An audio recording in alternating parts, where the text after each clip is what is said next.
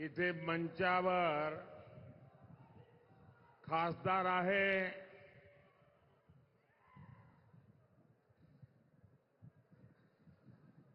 आणि एक कामदार सुद्धा आहे.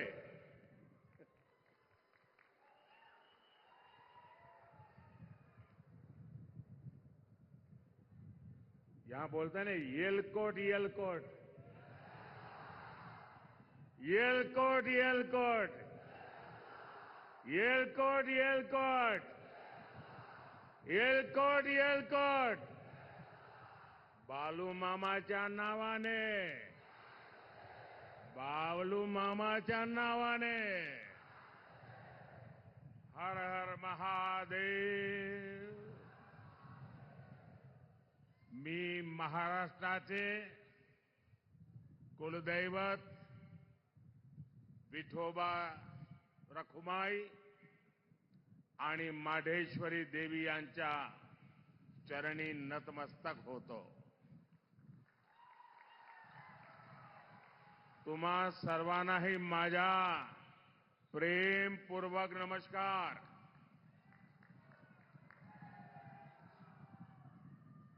छत्रपति शिवाजी महाराज की इस पवित्र भूमि को मैं श्रद्धापूर्वक नमन करता हूं. ये धरती संतों की है. वारकरी संप्रदाय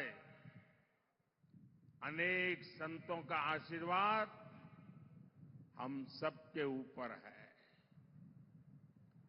उनकी प्रेरणा से आज मोदी विकसित भारत के लिए आपसे आशीर्वाद मांगने आया है. सबसे पहले तो मैं क्षमा मांगता हूं. क्षमा इस बात की कि हमारे देश के पॉलिटिशियनों ने ऐसी आदत डाली है कि सभा अगर 11 बजे घोषित होती है तो नेता 1 बजे आता है और जनता को भी धीरे धीरे आदत लग गई, हां यार वो तो 1 बजे आएंगे. अब मेरी मुसीबत है कि मैं समय पे आ जाता हूं और उसके कारण बहुत से नागरिकों को अन्याय होता है. मैं आया हूं तब से देख रहा हूं पूरा जुलूस आ रहा है वहां से. अब इतनी बड़ी तादाद में जो लोग आ रहे हैं मैं उनको मेरी बात नहीं कह पाऊंगा. इसलिए जो अभी पहुंचे नहीं हैं मैं उनकी भी पहले से क्षमा मांगता हूं, क्योंकि आगे के कार्यक्रम में जाने के लिए मैं अपनी बात करके चला जाऊंगा. तो आप कृपा करके मुझे क्षमा कीजिए. आप इतने दूर दूर से आते होंगे, गांवों से आते होंगे और इस सभा के लिए आते होंगे, लेकिन मेरी कठिनाई है कि मैं आपके दर्शन किए बिना आगे निकल जाऊंगा. तो मैं क्षमा मांग करके मेरी बात शुरू करता हूं. लेकिन साथियों, ये जो हुजूम मैं देख रहा हूं, वहां धूप में भी इतने लोग खड़े हैं. ये प्यार, ये बहुत बड़ी ताकत होती है जी. इतनी बड़ी तादाद में माताएं बहनें आशीर्वाद देने आए. जीवन में इससे बड़ा सौभाग्य क्या होता है जी. पिछले 10 साल में आपने जब से मुझे काम दिया है, अपने शरीर का कण कण और समय का पल पल सिर्फ और सिर्फ नम्र भावपूर्वक आपकी सेवा में लगाया है.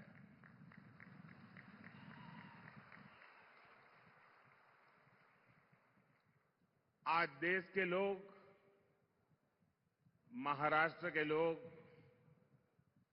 मोदी सरकार के 10 साल और कांग्रेस सरकार के 60 साल में अंतर देख रहे हैं. जो कांग्रेस 60 साल पंचायत से लेकर के पार्लियामेंट तक उन्हीं का राज था और किसी की आवाज ही नहीं थी, विपक्ष तो था ही नहीं और मीडिया भी बहुत छोटा था उस समय। लेकिन 60 साल में जो नहीं कर पाए, ये आपके सेवक ने 10 साल में करके दिखाया है।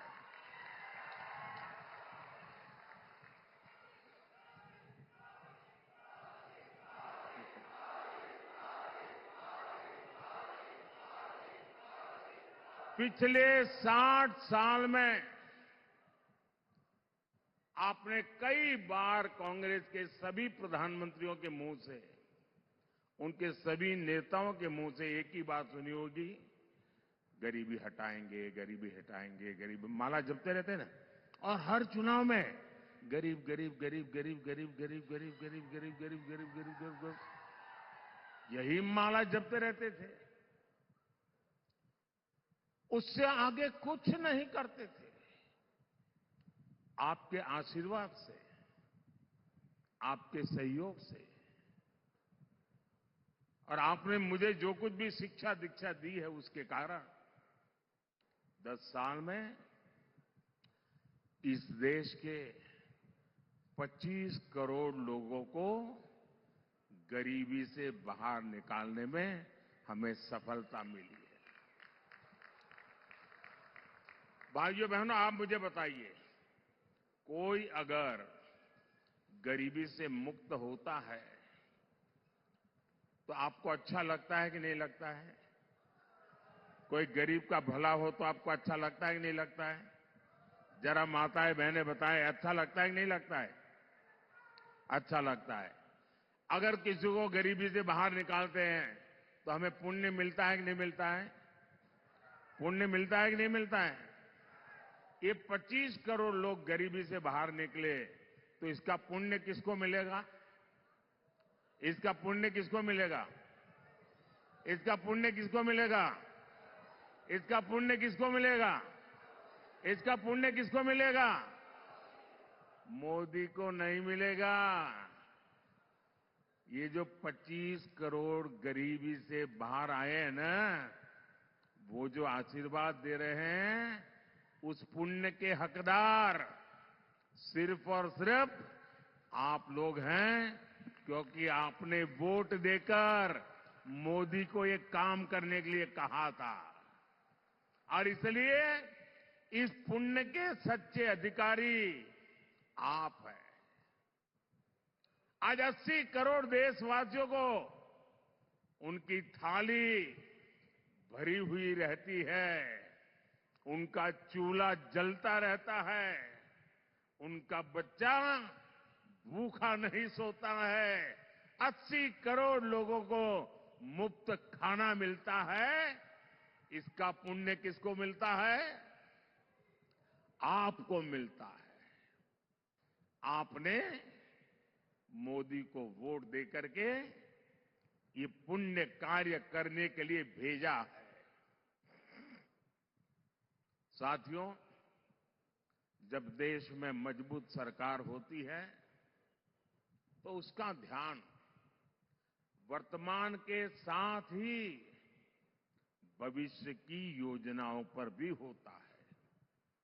यही सोचकर आज भाजपा सरकार रेल, रोड, एयरपोर्ट पर अभूतपूर्व खर्च कर रही है। जितना कांग्रेस सरकार ने अपने 10 साल में खर्च किया, उतना आज हम 1 साल में खर्च कर रहे हैं। तभी तो आज आप हर तरफ आधुनिक इंफ्रास्ट्रक्चर देख रहे हैं। इसका सीधा लाभ भगवान विट्ठल की इस धरती को भी हो रहा है। यहां पालकी मार्ग हो, रेलवे का काम हो, एयरपोर्ट का काम हो, ऐसे हर काम पर महायुति की हमारी सरकार तेजी से काम कर रही है। भाइयों और बहनों, महाराष्ट्र की जनता जब प्यार देती है, जब आशीर्वाद देती है, तो कोई कसर नहीं छोड़ती है। लेकिन अगर कोई अपना वचन पूरा नहीं करता, तो महाराष्ट्र की जनता उसे भी बराबर याद रखती है। रखती है कि नहीं रखती है? और हिसाब बराबर समय आने पर चुकता करती है कि नहीं करती है? अब देखिए, 15 साल पहले एक बहुत बड़े नेता यहां चुनाव लड़ने के लिए आए थे। कहते हैं कि तब उन्होंने डूबते सूरज की शपथ लेकर कहा था कि यहां सूखे से प्रभावित क्षेत्रों तक पानी पहुंचाएंगे। उन्होंने पानी पहुंचाया क्या? पानी पहुंचाया क्या? पानी पहुंचाया क्या? याद है ना? याद है ना?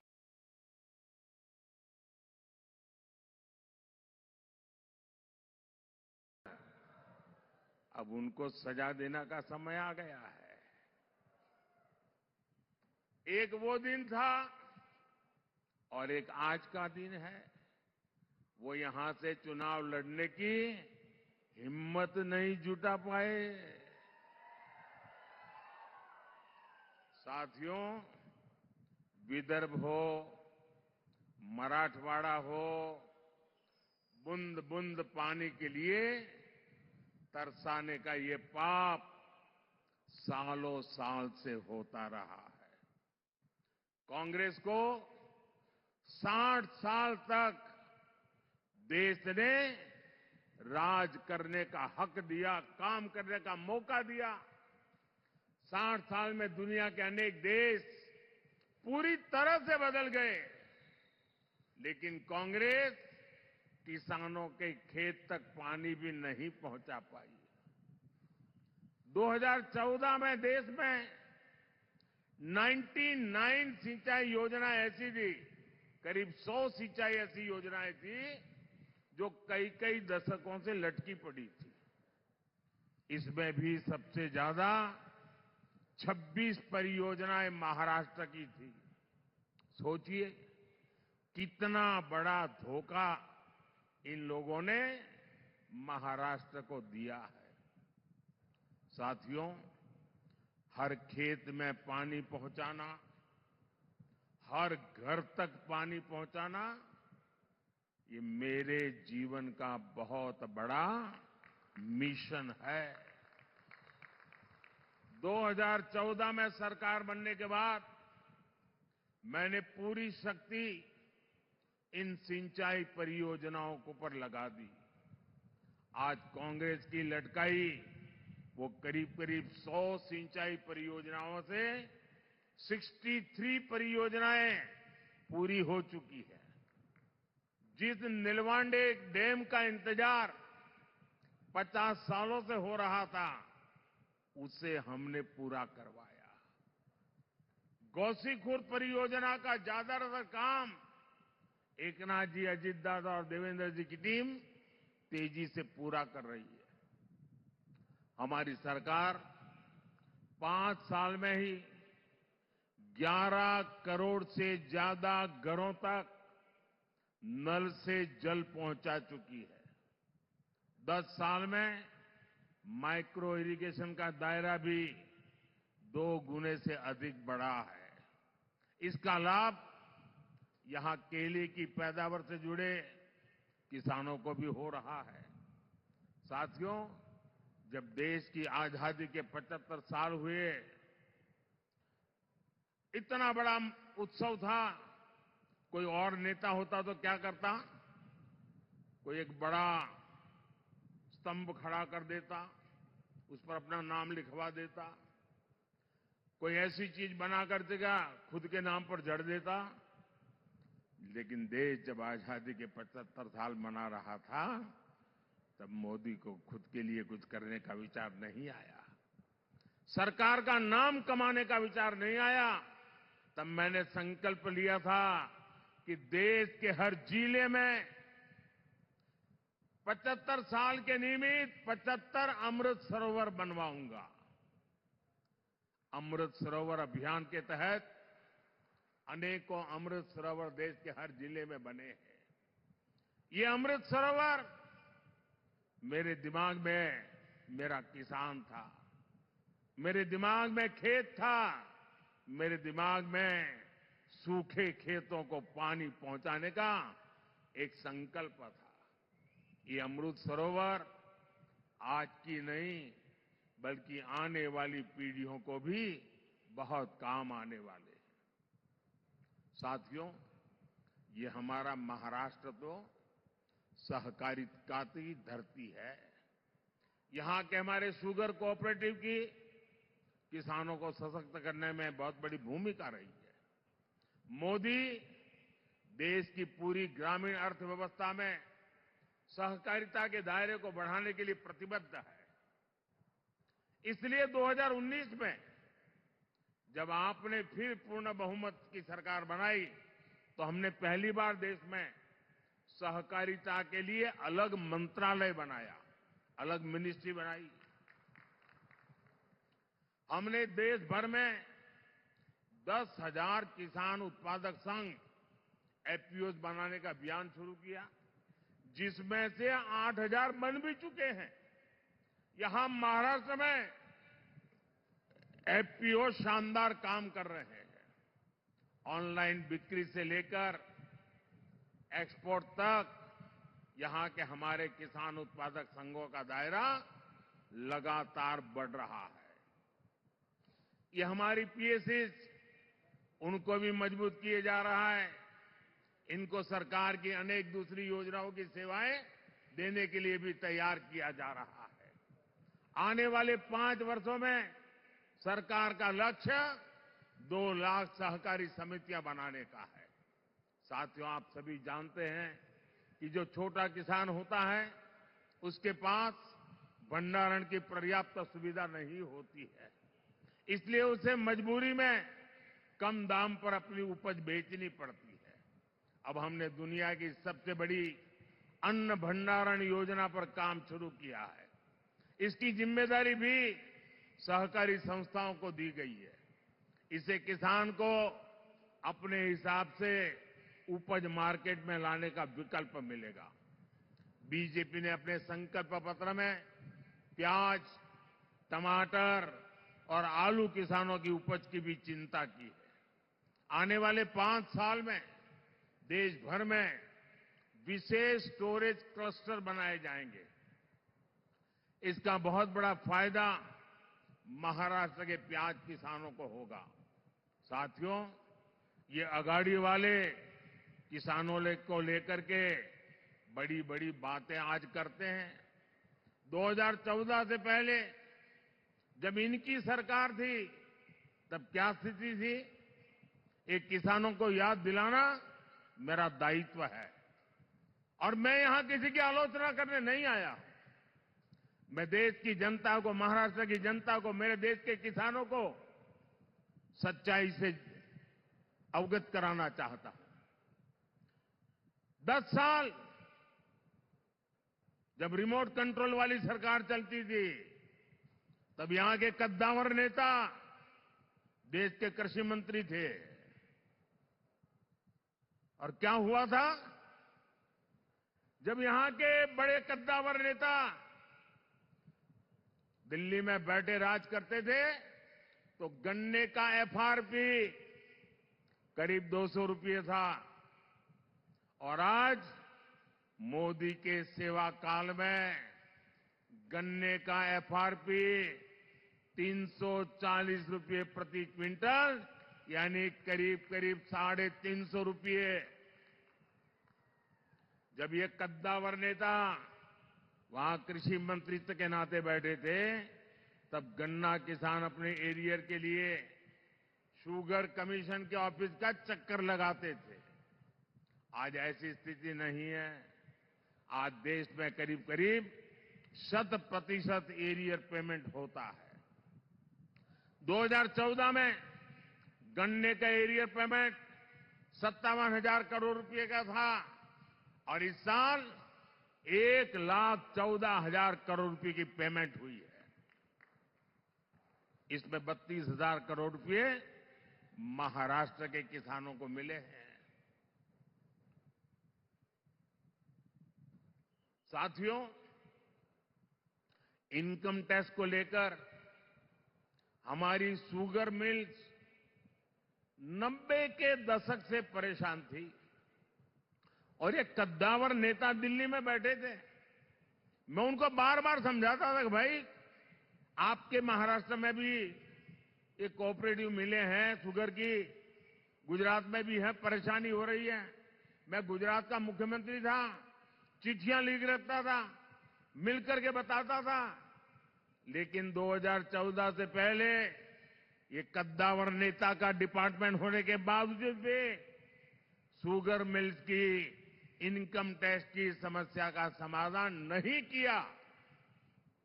जब मोदी को सेवा करने का मौका मिला, एनडीए की सरकार बनी, तो हमने उसका समाधान कर दिया। हमने कोऑपरेटिव शुगर मिलों को 10,000 करोड़ रुपए की राहत दी, यानी पुरानी इनकम टैक्स डिमांड माफ की, कानूनी मामलों का समाधान भी किया। इसका फायदा हमारे गन्ना किसानों को हुआ। मार्च 2023 से शुगर मिलों को हमने 10,000 करोड़ रुपए का विशेष लोन का प्रावधान भी किया है, ताकि शुगर मिल हर प्रकार का काम तेजी से कर सके, किसानों की पेमेंट न रुके। जब यहां के कद्दावर नेता दिल्ली की सरकार में थे, तब सरकार ने देश के किसानों से सिर्फ 7.5 लाख रुपए की खरीद की थी, 7.5 लाख करोड़ की। आज 10 साल में 20 लाख करोड़ रुपए की खरीदी हमने करके दिखाई है। कहां 7.5 लाख करोड़ और कहां 20 लाख करोड़। महाराष्ट्र के दलहन तिलहन किसानों से 16,000 करोड़ रुपए की खरीद हमारी सरकार ने की है। साथियों, पहले दिल्ली से किसान के नाम पर थोड़ा भी पैसा निकलता था तो यहां कांग्रेस का पंजा उसे लूट लेता था, लेकिन अब दिल्ली में आपका ये बेटा बैठा है। अब दिल्ली से आपके हक की निकली पाई पाई आपके खाते में पहुंचती है। पीएम किसान सम्मान निधि के तहत 3 लाख करोड़ रुपए किसानों के खाते में जमा हुए हैं। इसमें से महाराष्ट्र के किसानों को भी हजारों करोड़ रुपए मिले हैं। साथियों, बीते दशकों में किसानों ने अन्न की पैदावार में भारत को आत्मनिर्भर बनाया है। अब हमारा संकल्प है, विकसित भारत में अन्नदाता विकसित भारत की ऊर्जा बने, अन्नदाता ऊर्जा दाता बने। 10 साल पहले देश में सिर्फ 40 करोड़ लीटर इथेनॉल उत्पादन होता था। अब देश में 500 करोड़ लीटर, उससे भी ज्यादा इथेनॉल का उत्पादन होता है। इससे पिछले 10 सालों में किसानों के पास 70,000 करोड़ रुपए अतिरिक्त गए हैं और ये पैसा गन्ना किसानों को मिला है। साथियों, हमने गोवर्धन योजना भी शुरू की है। एनडीए सरकार देश भर में गोवर्धन प्लांट लगा रही है, ताकि पशुओं के गोबर से गैस से बिजली और किसानों की कमाई भी बढ़े। इसमें से जैविक खाद पैदा हो, ताकि हमारी जमीन के लिए काम आ जाए और कम कीमत में उपलब्ध हो। साथियों, किसानों को सौर ऊर्जा दाता बनाने पर भी हम काम कर रहे हैं। पीएम कुसुम योजना से सोलर पंप के लिए खाली पड़ी जमीन में छोटा सा सोलर प्लांट लगाने के लिए सरकार मदद दे रही है। इससे किसान मुफ्त बिजली भी उपयोग कर पाएगा और बाकी बिजली सरकार खरीदेगी। अब तो मोदी ने हर परिवार के बिजली बिल को जीरो करने का बीड़ा उठाया है। पीएम सूर्य घर मुफ्त बिजली योजना बनाने के पीछे यही उद्देश्य है। इसके तहत घर की छत पर सोलर पैनल लगाने के लिए सरकार मदद करेगी। बैंक खाते में पैसा डालेगी। जितनी जरूरत हो उतनी मुफ्त बिजली का उपयोग करो और बाकी बिजली सरकार को बेच दो, कमाई करो। यानी बिल भी जीरो और बिजली से कमाई भी। ये होता है मोदी की गारंटी का मतलब।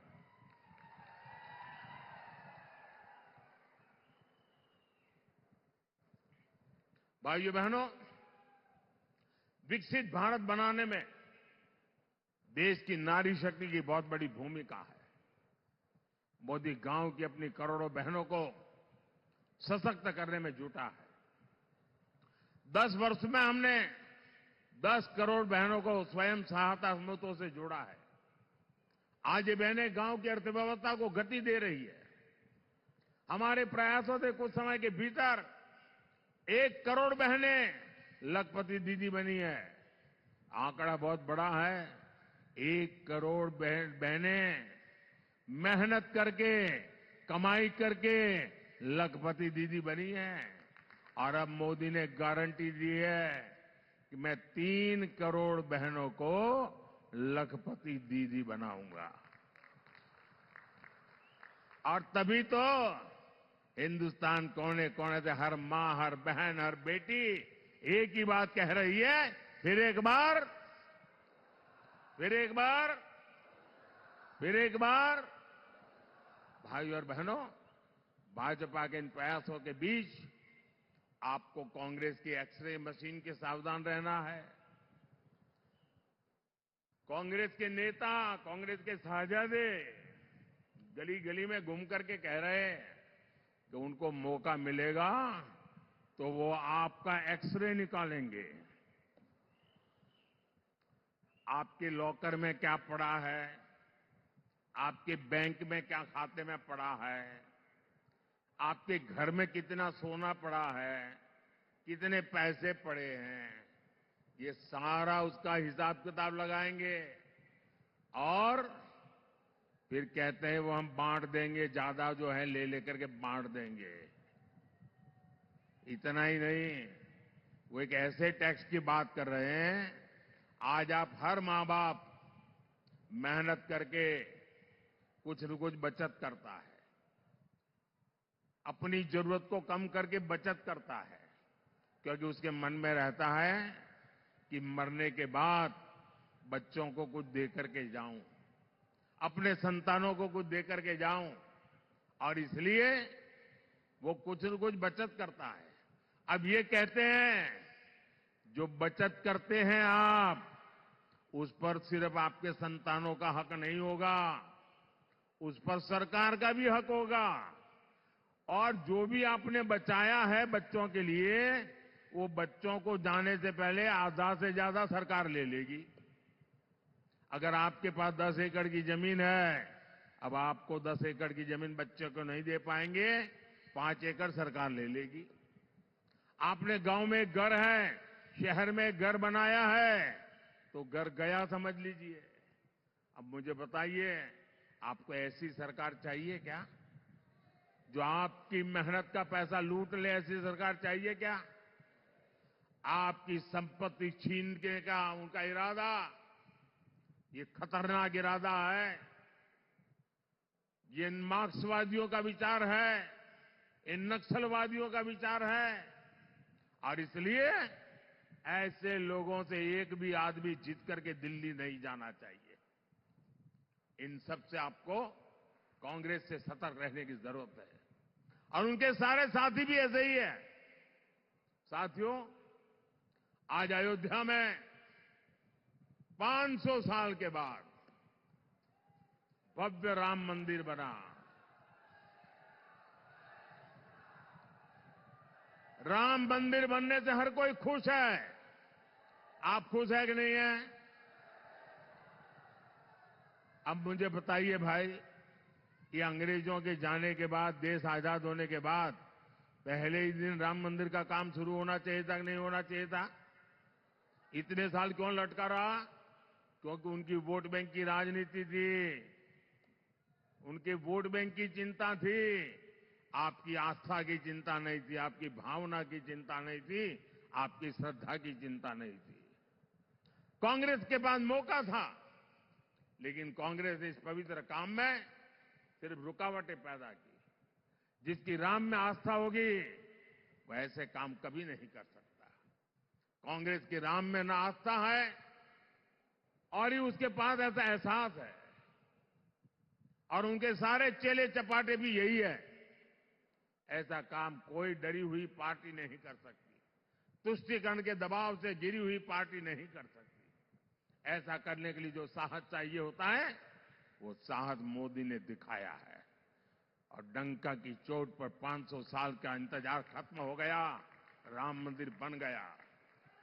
और ये कहते थे राम मंदिर बनेगा तो आग लग जाएगी। कोई आग लगी क्या? मंदिर बना कि नहीं बना? और भाइयों बहनों, 500 साल के बाद ये जो सपना पूरा हुआ है ना, उसका कारण आपका एक वोट है। आपके वोट की ताकत है जिसने 500 साल के इंतजार को खत्म किया है।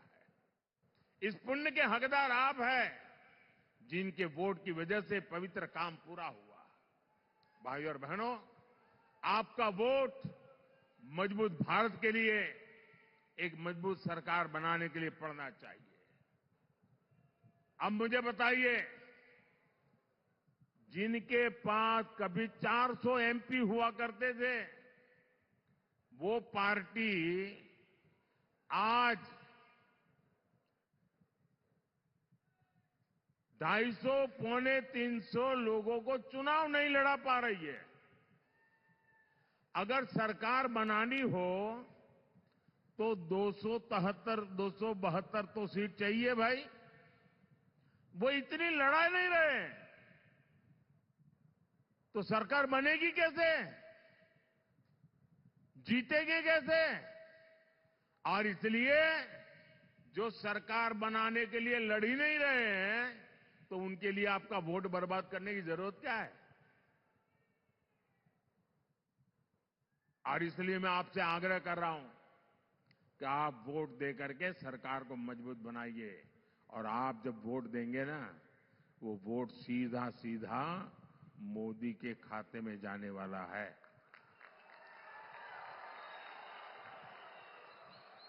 7 मई को गर्मी कितनी ही क्यों न हो, पहले मतदान फिर जलपान। मतदान किए बिना जलपान नहीं करेंगे, ये हमें संकल्प करना है। 7 मई को मेरे साथी रंजीत नायक निंबालकर जी को आप जो वोट डालेंगे, वो मोदी की शक्ति बढ़ाएगा। माढ़ा के लोगों से मेरा एक आग्रह और है, आप इनको तो जिताइए, लेकिन मेरा एक और काम करिए। यहां से जाने के बाद गांव में, मोहल्ले में, परिवार में सबको बताना कि अपने मोदी जी आए थे और मोदी जी ने आपको नमस्कार भेजा है, प्रणाम भेजा है। मेरा प्रणाम पहुंचा देंगे, सभी को मेरा प्रणाम पहुंचा देंगे। मेरे साथ बोलिए, भारत माता की, भारत माता की, भारत माता की। बहुत बहुत धन्यवाद। या महाविजय संकल्प सभेला संबोधित कर